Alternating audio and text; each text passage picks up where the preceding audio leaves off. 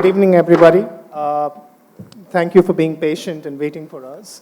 And the topic is a bit of a mouthful, and the panelists decided in their wisdom, and rightly so, that we are kind of going to ignore the headings around the topic, but we are going to focus on like how M&A deals work, and we are hoping to get great perspective in from all these experienced lawyers that we have over here. So why don't we kick off? I mean, I think the way we are looking at having this discussion around is effectively trying to talk through the various stages of an M&A transaction and the role that like lawyers play in them, especially in-house lawyers, given our distinguished panel over here.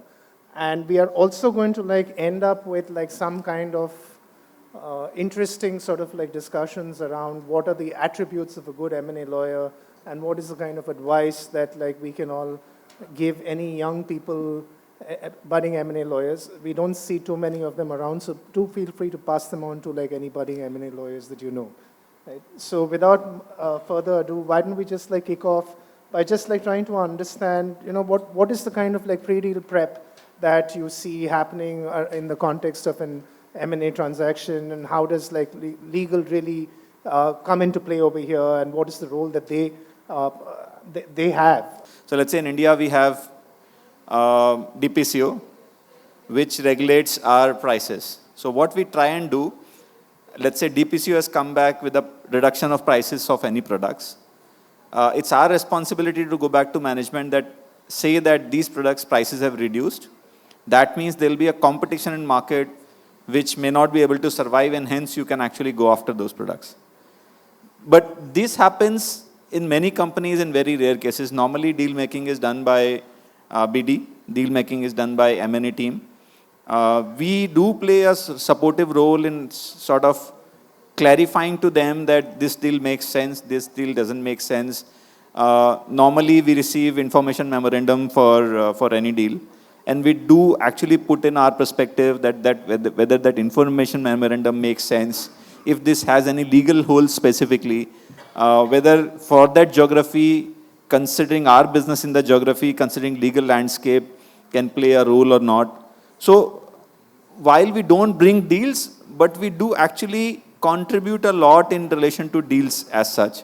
And as I said, in many cases, we also try to bring deals. So what we do, let's say what I do, whichever law firm I try to deal with globally, I do keep reaching out to them and saying, hey, do you see any targets within your clientele which is up for acquisition, which is up for collaboration, which is up for any kind of deal making? And we are here to explore any kind of opportunity, and we have done that in the past. So this is not typically like lawyers. We also, in one sense, we are also act like BD.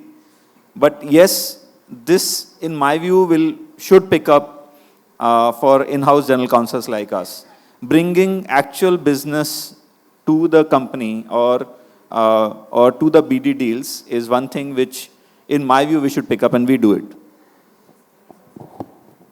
Arpita, any views on this in terms of like, you know, I mean, like, how do you react typically to like pitch decks, IMs? Do you see any kind of like things that that we can contribute over there as lawyers, that you all do, and any kind of like anecdotal experiences or takes based on your wide experience? Thanks for the opportunity.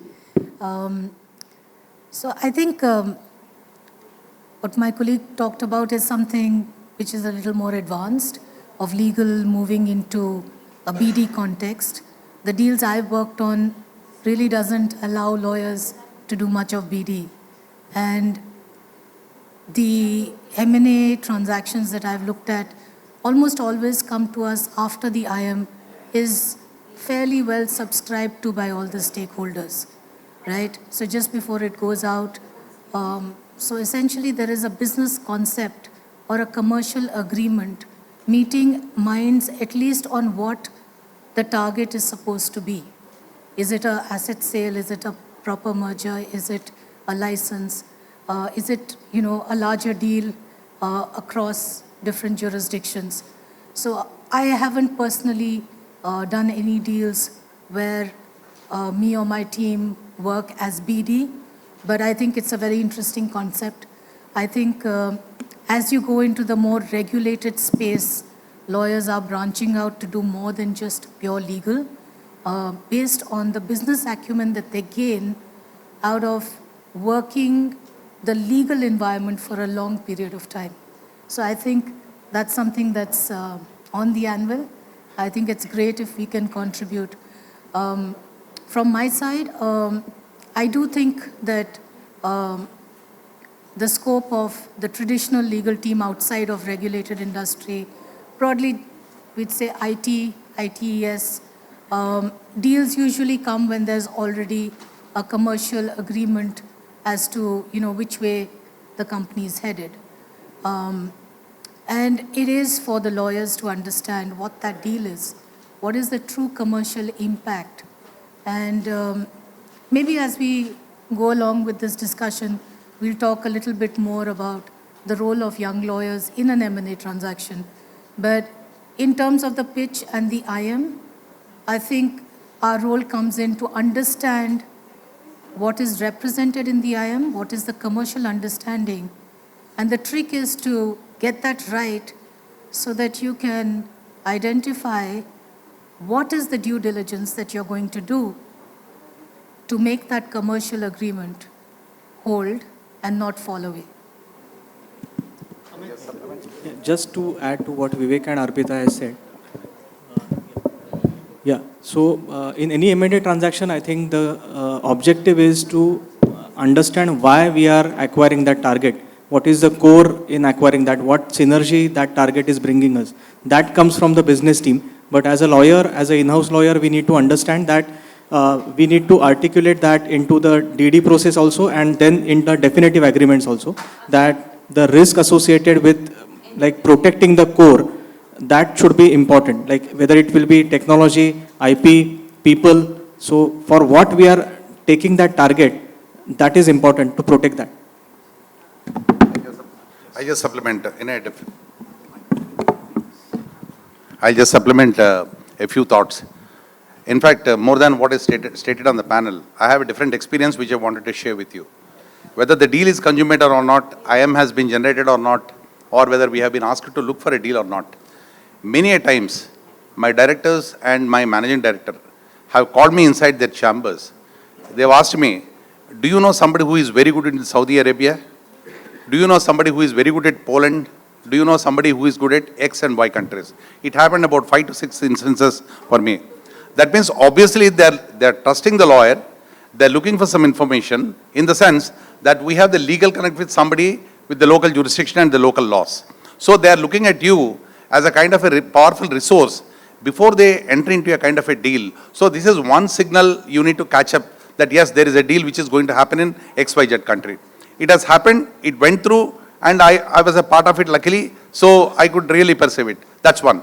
Number two, as Vivek was mentioning about it, that sometimes they ask you to find out whether any good potential business is available.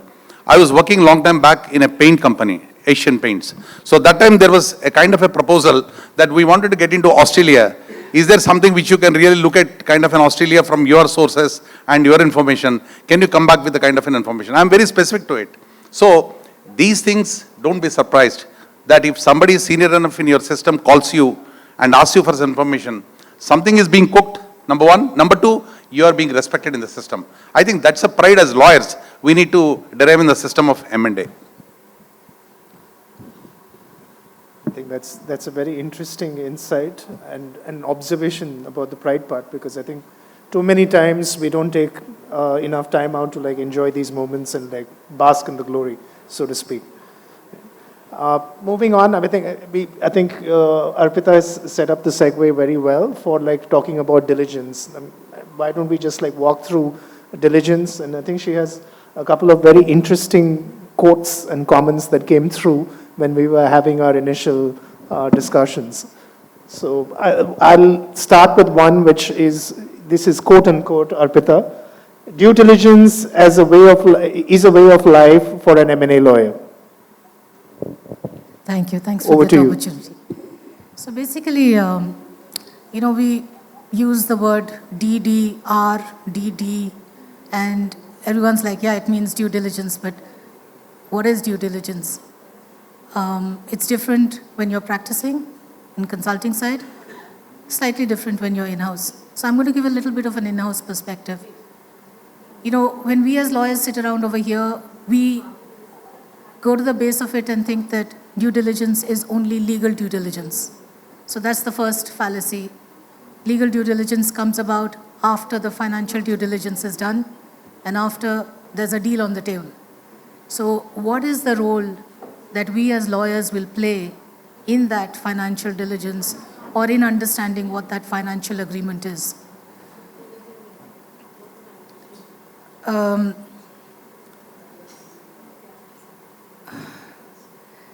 So, sorry, my thought process is breaking because someone's talking over here. If you could kindly.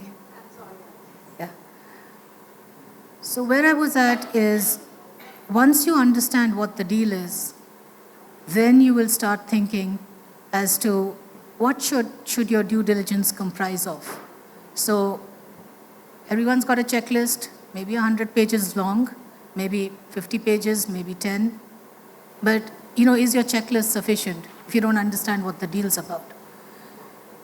So what I've been trying to do as an in-house counsel for a couple of years is, as in-house, you first understand the core business of the company that you're in.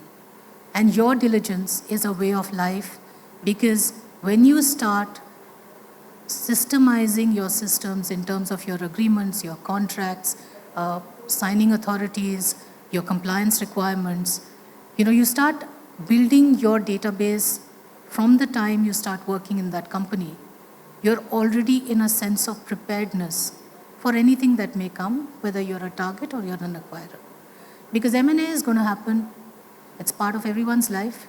There's good M&A, there's bad M&A, there's M&A that doesn't happen. But there's always going to be M&A. Because wherever there's commercial value, that is where companies will move to. So having said that, what I've started coining is that DD it's a way of life. And it depends on how organized you are. And I was thinking maybe it's right to, you know, have a little acronym called DDR, which is detailed, diligent, and resilient. And I bring in resilience into this concept, essentially because it's not about only putting records in place. It's about understanding where the loopholes are, where the vulnerabilities lie, and catch it early so that you're able to bring out the true effect of that diligence. So the difference between in-house and consultants is that we have to continue to find the solution for that loophole, for that vulnerability. And that is the resilient part, which allows you then to either correct it, compound it, get to a stage where you solve that problem, get out of liability, and therefore, you know, start using this pure job that you do to build a larger energy for the company, which is not just resource-based, but actually applying your acumen to the problem that comes out of your DDR or your findings. I don't know if that answered. Just want to add is that the way I see DD is doing DD is easier, yes. Right? Law firms do it. Mostly law firms do it. Thanks to my friend. I think interpretation of it is done by in-house. Law firms don't interpret DDR for you. It's you who would interpret for your own company, and you will say, hey, it works or not. I have seen many times, and sorry again, law firms raising a big issue out of a lot of things because of various reasons, right? And they are right in raising those issues. But I think the key is to understand how much my company needs the deal, whether that risk is worth taking or not, or how do you interpret in my environment and how do you interpret in that country's environment. That interpretation is done by in-house counsels like us, and that is most important. That's point number one. And point number two is that while DDR may throw some 10, 50, 100 issues, how much you can take from there as a non-negotiable and how much you can provide in documentation, that also is done by in-house lawyers. Because that calibration is always done by M&A lawyer or GCs like us, that calibration law firm will not do for you. Because you know your company in and out, you know your BD guys in and out, you know your business in and out. Yeah. So I'll just add to that just one moment. So it's a really interesting connection that you've made. So what is the result of your DD? Is it the vulnerability? Is it just identification of it? And where does it lead you? End of the day, it leads you to the transaction document. And the ability to identify which of those issues are capable of a monetary cure, are capable of, say, specific indemnities, are capable of being used as MAC conditions, are capable of stalling or catering a deal. I think that interconnect is not just, the response of your DDR. That ability to assess whether the deal is going to get catered or not, I think that is what the in-house team lines up looking at. So just thought I'd share that with you. Just to supplement, the DD report by a law firm, I'm talking about, say, a multi-jurisdiction M&A, it can run into 500, 400 pages. So it's very difficult for in-house lawyers to kind of analyze and make a summary out of it. So preparing the right management summary out of a DD, which like Arpita and Vivek has articulated, catering those points, that will be the core aspect of an in-house lawyer. And so preparing a summary, working with the law firm, that will be an important element, highlighting this risk and then mitigating those risks to the extent possible. I'll suggest how best to be a smart lawyer as far as the DD is concerned. As Arpita was mentioning about it, DD is the heart and soul of any particular M&A activity. But you need to have your little cut above the rest. Otherwise, the law firms will take the whole credit. So how do you want to be smart? See, before the due diligence starts or anything starts, there is some commercial negotiation going on. What is it available in the data room will be coming to you first. Rather, your managing director will have the list of the information that is likely to come. And definitely is going to bound to share that information with you before he engages the lawyers or invites the lawyers, because 2-3 law firms will be invited, some kind of a fee quotes will happen. Before that, there will be a kind of an internal discussion. In that, you need to look at what is it in the list from a point of view of the assets versus liabilities, markets versus anything. I mean, you can really, the smartness really can reflect in that sense.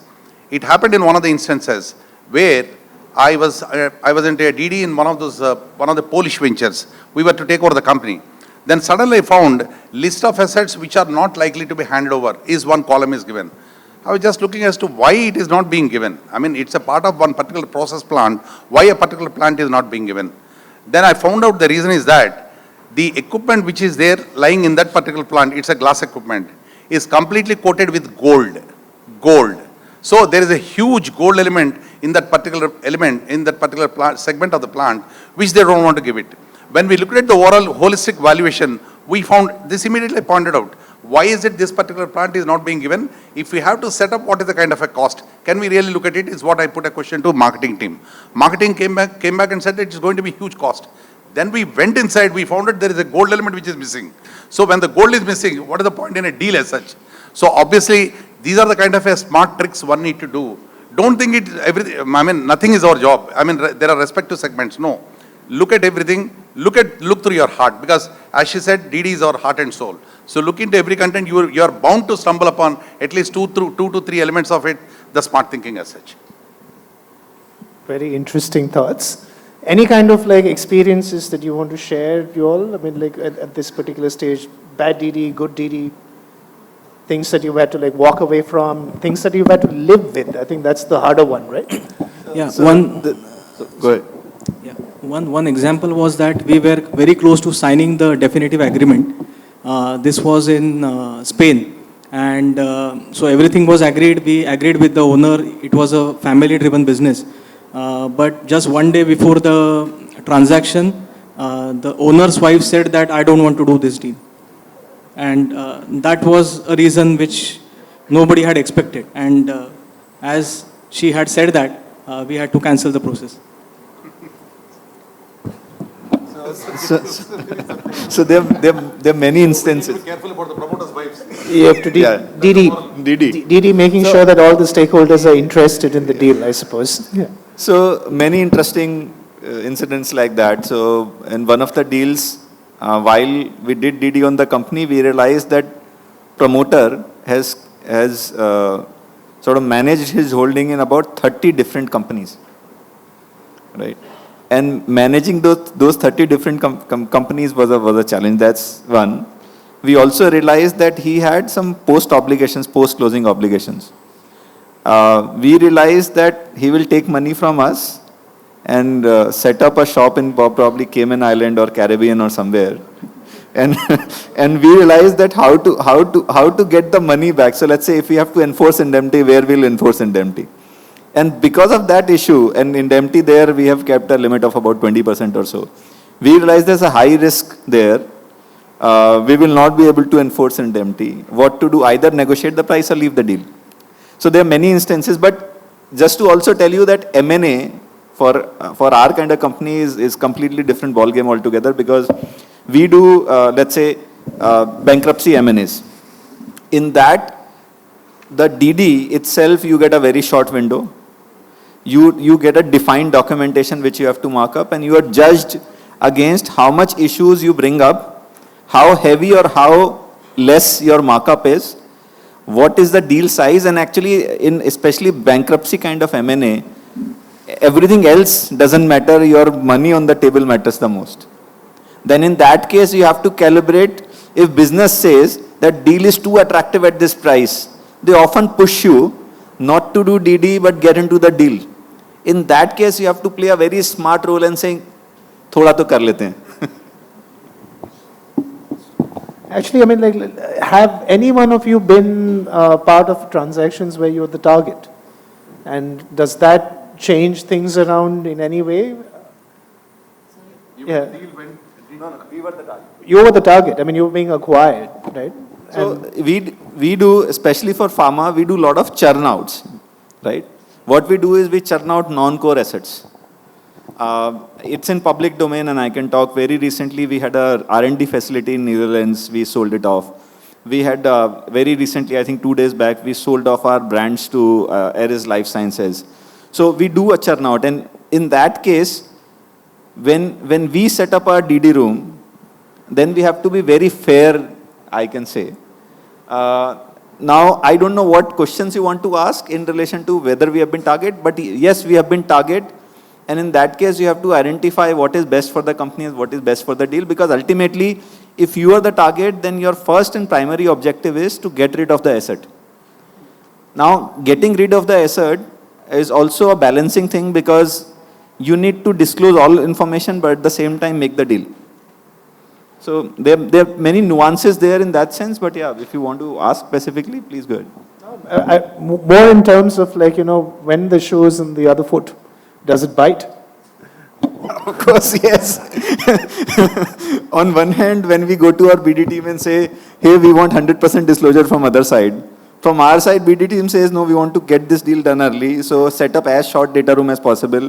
In that sense, you have to manage that, to say that, no, you have to do a fair disclosure to everyone, because ultimately it will reflect upon in the documentation. They will ask for indemnity more. The percentage of indemnity will be higher. The period will be longer, etc., etc. Then you have to educate them to disclose as much as possible in data room. That's point number one.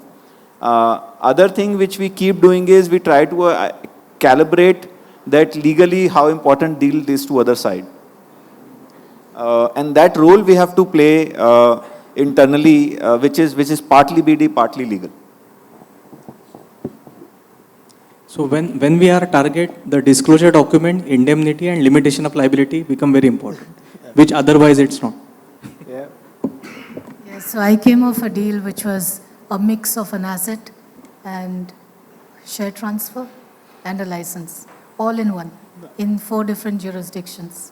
And you're talking about reps and warranties, which are different for assets, different for share transfer, all coming under one transaction. And the funny part is, finally, when we came to the MAC provision, it was about identifying certain employees who would not leave the company. Means, can you give an assurance at any time that XYZ is going to get hired or not hired? Means you have $1 billion deal vesting on KMPs. So, you know, you've got to find solutions for that. Of course, we sat and discussed it through. We talked about reps and warranties. We talked about non-exit clause. We found solutions. But when you look at the deal, and like my friend just said, it's about the indemnity, the reps and warranties, and the liability section. How do you link all these three so-called moving parts into one document?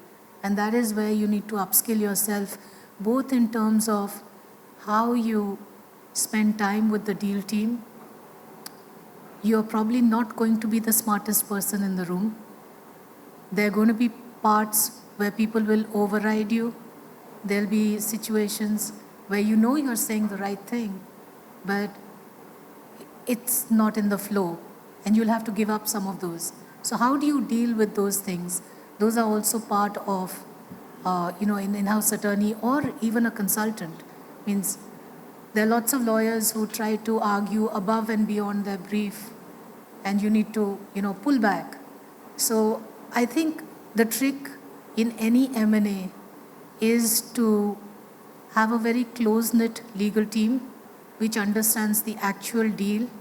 You negotiate for the deal and only the deal, and you look at the best interests of your stakeholder. Sometimes you will have to compensate for those things by way of indemnities, by way of agreeing to things so that you can close the deal. But what I'm basically trying to say is, you're not bigger than the deal, and you're not smarter than the 10 people in the room who've actually formulated that deal. So being humble, knowing what your limit is, your requirement is to give the correct legal position, and having done so, it is a commercial choice for the commercial people to take or disregard your advice. So be ready for that. M&A deals happen. Sometimes we all hope they listen to everything that we say. We all know that doesn't always work.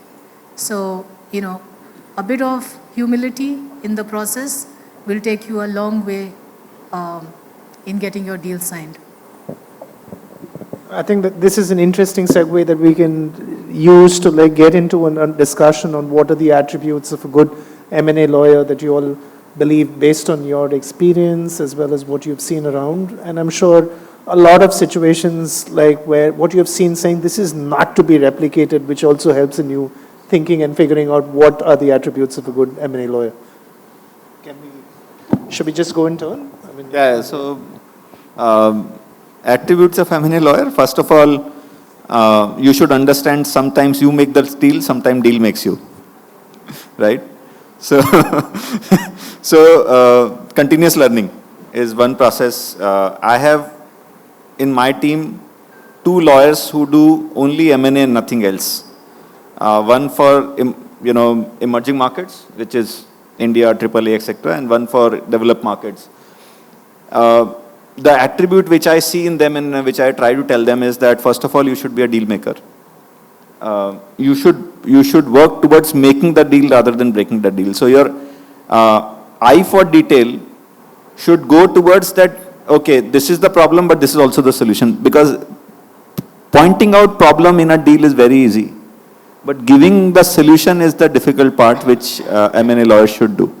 Other thing is integrity.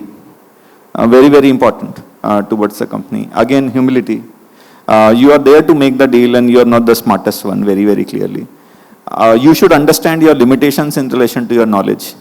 We are a very heavily regulated industry. So what we try and doing this in-house M&A lawyers actually focus on companies' requirements while we actually outsource, let's say, regulatory or patenting regime to the lawyers. So understanding your weakness is very, very important.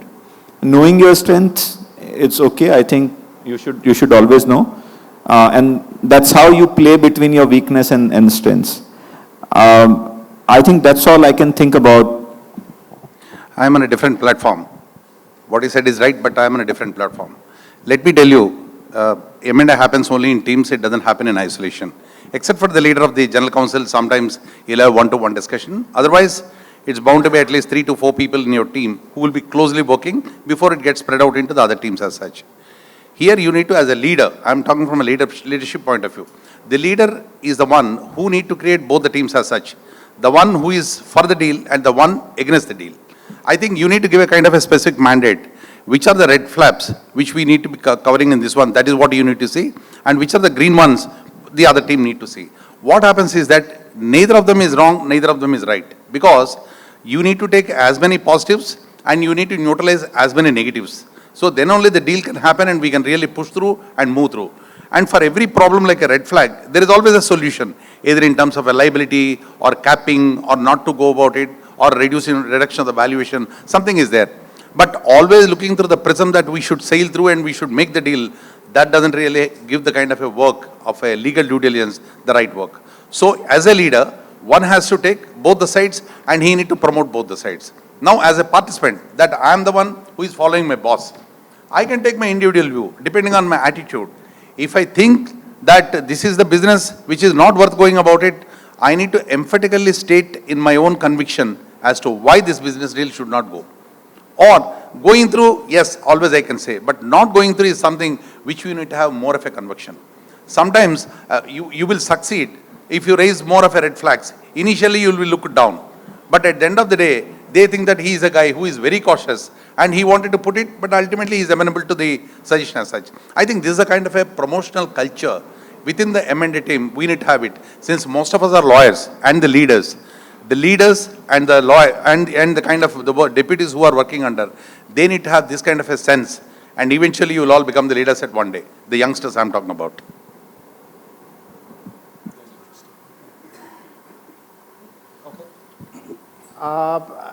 I think, like the only, The clock is ticking. We need to be there. I think we are, anything else that you want to talk about, or then otherwise we can throw up the floor for questions. Just wanted to speak about post-merger integration or post-M&A kind of integration. M&A, like all we have spoken about, it's similar to a marriage process. So at the end of the day, once the definitive agreement is signed, it doesn't mean that both parties live happily thereafter.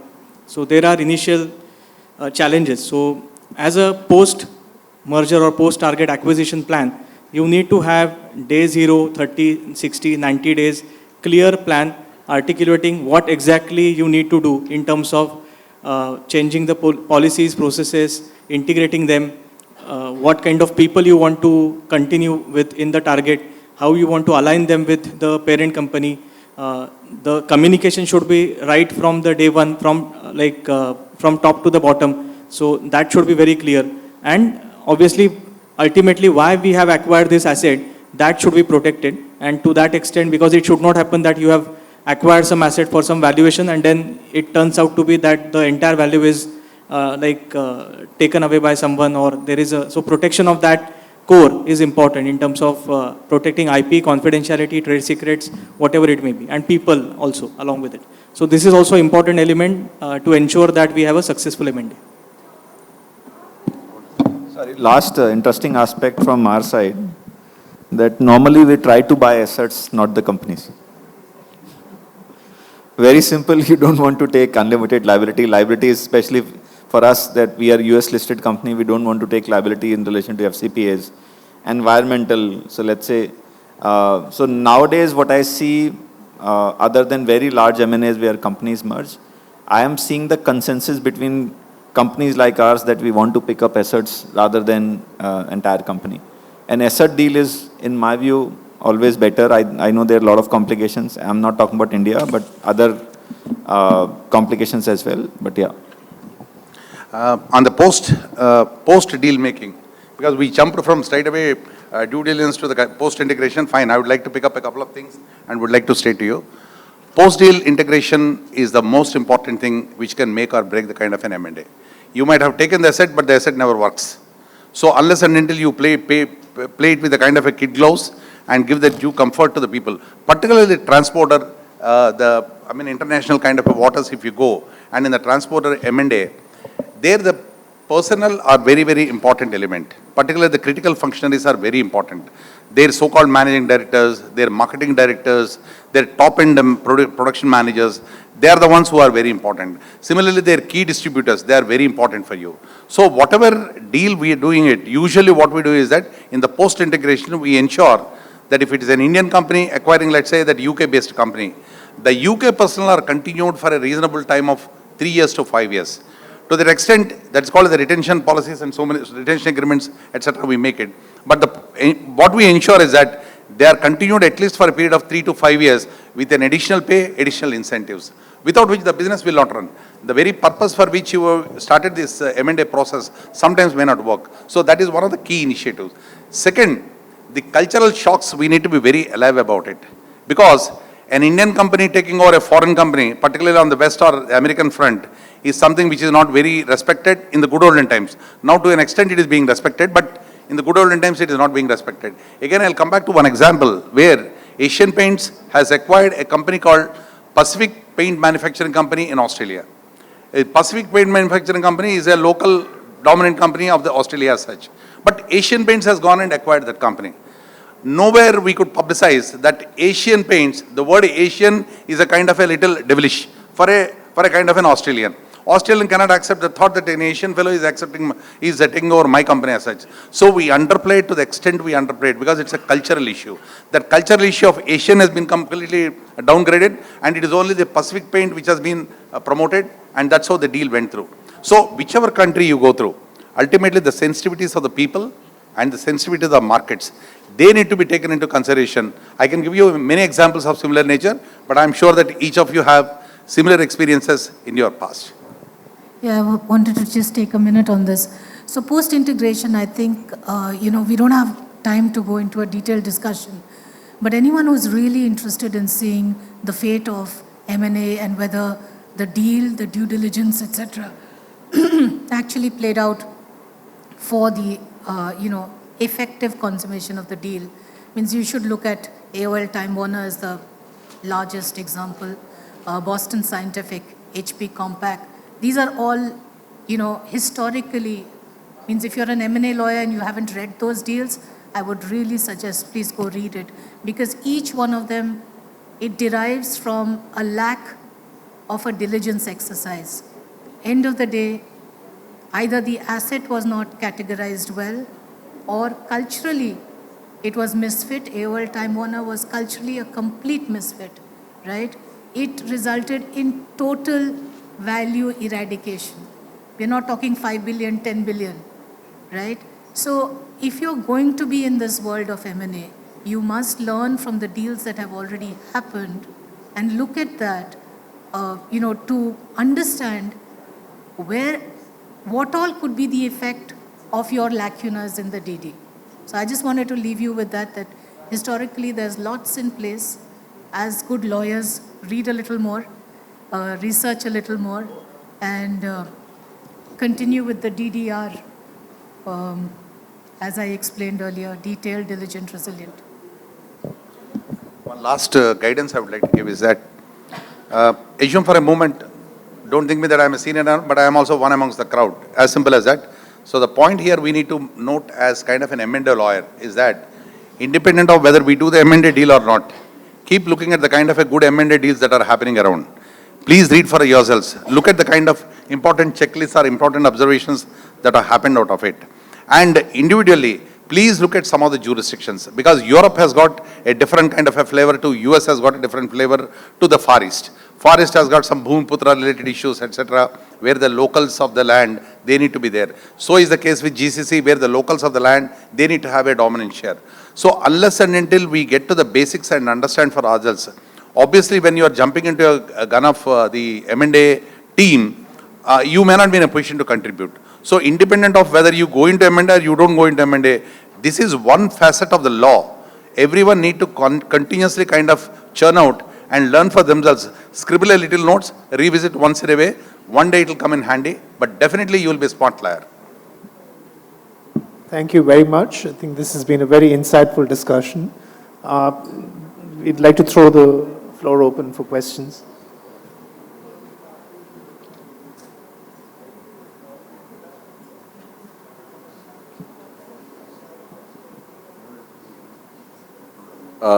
Sorry, so Arpita, I really loved your examples about deals that didn't go through.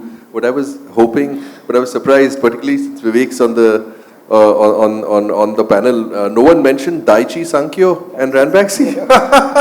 So I thought maybe I would just see if any of you or each of you had any thoughts on that ill-fated acquisition and what that deal has, teaches us about M&A. Thank you. Thank you, guys. So, short word, lack of diligence.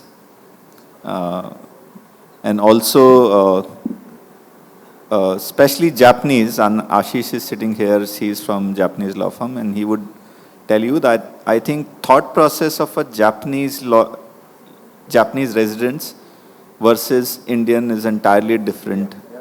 So I was doing a Japanese deal, and when we tried to acquire a company in Japan, the expectation on other side was that the SPA will be 3 pages. And we asked this gentleman that why it should be 3 pages. He gave us a reasoning because when he bought this company about 20 years back, he had 1-pager agreement. And the 1-pager agreement I read in English translation, I am buying the company, you are selling the company, everything is fine. If there is any issue, we will talk. So I think there is a difference of mindset between the territories. These 2 reasons could be a primary reasons, but we all know it's in public domain that what all happened there. There's a very interesting book on it as well. Yeah, okay. Thanks, Vivek. Ashish here. I manage the India desk for a Japanese law firm. So I completely agree with you. The Japanese agreements are very short because it's a civil law country and we are a common law country. So that is the first difference. On Daiichi Sankyo, I think we all know about due diligence, but most people don't know that Daiichi and Sankyo were 2 different groups, and both of them merged to form Daiichi Sankyo, and the thought process in Daiichi and the thought process in Sankyo was different, and that had also a bearing on why the deal happened and why it was not successful. Anyway, coming back to my question, this question is for you panelists. At least in Japan, we see most of the deals happening as competitive bids. So is it the same situation in India? And as in-house counsels, how will you navigate and manage the process? And also, what will be your advice to your external counsel in this process?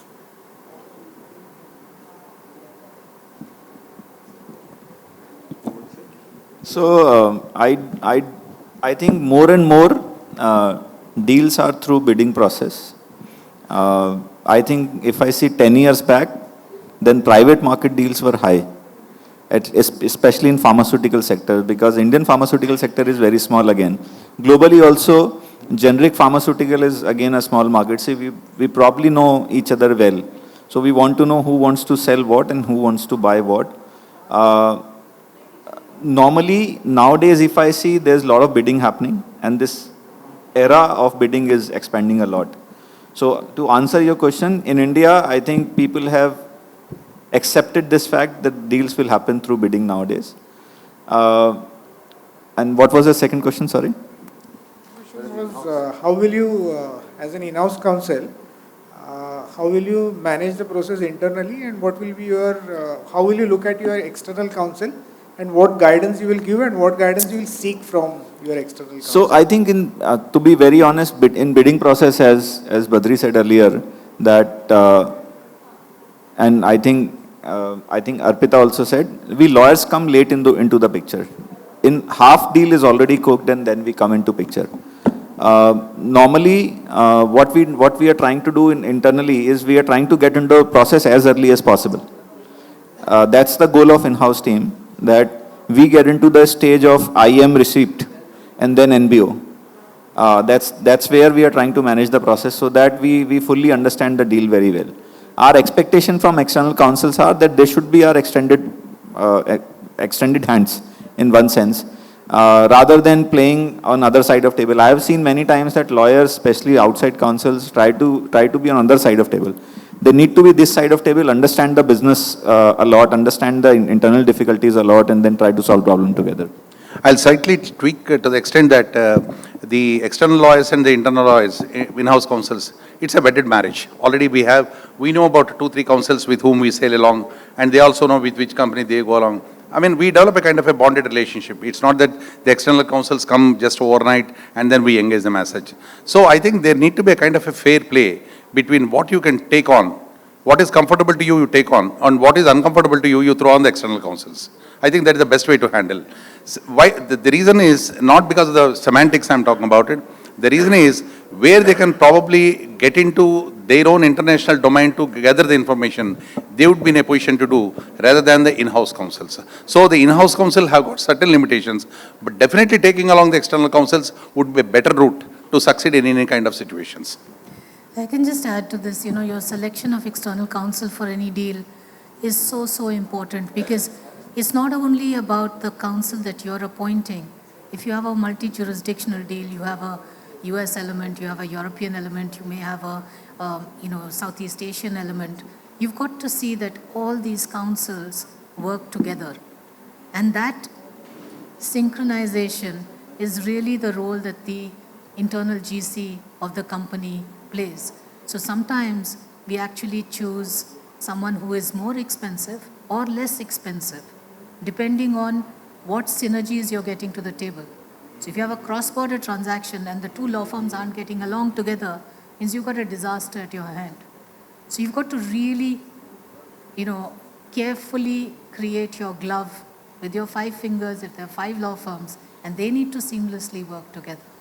And it is imperative for, as a GC, that you do your homework to figure out which of those people will be able to work together, as opposed to isolated people wanting to make their points to, show their legal acumen. That's not deal making.